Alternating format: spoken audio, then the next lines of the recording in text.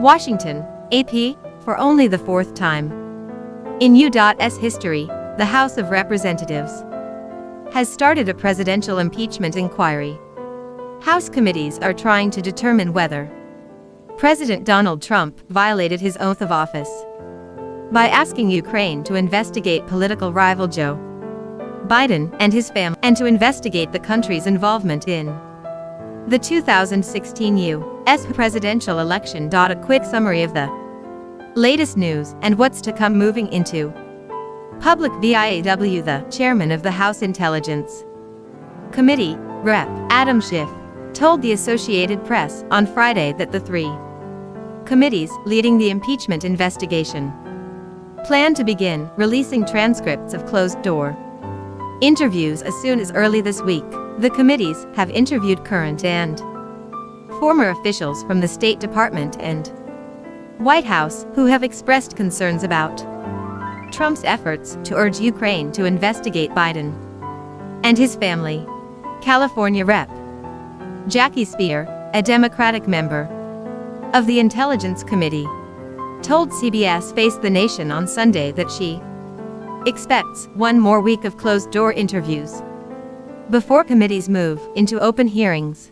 It's so far unclear who will be asked to testify or how many hearings will be held. Leaders of the investigation say the hearings will be crucial to explain their inquiry to the American people. Schiff, D. California, said he hopes the testimony will eventually show what the president did, why his misconduct is so serious, and how the machinery of government was pressed to help Trump influence the 2020 election. ___THEWHISTLEBLOWERA lawyer for the whistleblower who raised alarms about Trump's dealings with Ukraine says his client has offered to answer written questions submitted by House Republicans. The surprise offer was made to Representative Devin Nunes, the top Republican on the House Intelligence Committee. It would allow Republicans to ask questions of the whistleblower who spurred the Democratic-led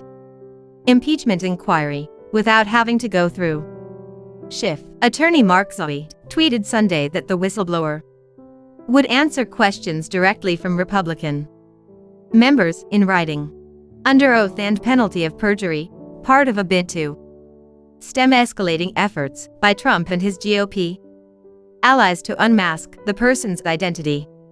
Only queries seeking the person's identity won't be answered, he said. Nunes hasn't commented on the proposal. Rep. Jim Jordan, an Ohio Republican and member of the House Judiciary Committee who has been highly critical of the impeachment process, said in a statement that written answers wouldn't be sufficient to probe and cross-examine the whistleblower.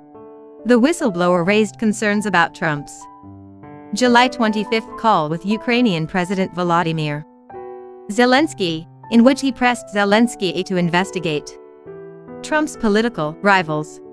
___more behind closed doors as they prepare to go public. Impeachment investigators are continuing to schedule private depositions. Democrats have called in 11 witnesses this week, including Energy Secretary Rick Perry and former National Security Advisor John Bolton. It's unclear whether any of them will come to Capitol Hill. Perry is the first member of Trump's cabinet asked to appear before the House. His testimony is scheduled for Wednesday, according to an official working on the impeachment inquiry who wasn't authorized to publicly discuss the planning and spoke on condition of anonymity. Energy Department spokeswoman Shaylin Hines indicated Friday that Perry would not appear for the closed-door hearing, but would consider testifying in a public session. On Bolton, Schiff said he has very important information about the president's misconduct that the American people should hear. Other witnesses in the inquiry have described Bolton's concerns as Trump urged the Ukrainian investigations. The committees have invited Bolton to appear Thursday, but not issued a subpoena for his testimony. Trump says he's not going to insist that Bolton not testify. Bolton's lawyer has said he will not appear without A subpoena, it's up to him, and it's up to the lawyers, Trump told reporters.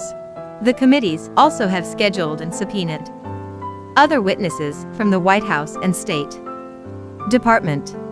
They include David Hale, an undersecretary at the State Department, who has been mentioned in previous testimony. Key witnesses last week included Alexander Vindman and Tim Morrison of the National Security Council. Morrison, who stepped down the day before his testimony, confirmed that military aid to Ukraine was held up by Trump's demands for the investigation, but Morrison testified that there was nothing illegal in his view about the quid pro quo at the center of the impeachment inquiry. Vindman testified that he had raised concerns about Trump's pleas. Court battles. Democrats are also fighting impeachment battles in court, though they have indicated that they don't want to delay the investigation as those cases proceed.